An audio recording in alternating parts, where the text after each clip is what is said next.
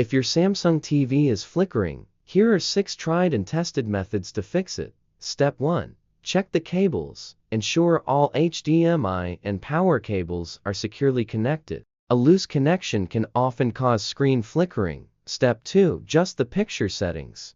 Go to the TV menu and reset the picture settings to default. Sometimes, custom settings can cause flickering. Step 3. Update the firmware.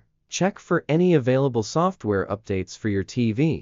Manufacturers often release updates to fix bugs and improve performance. Step 4.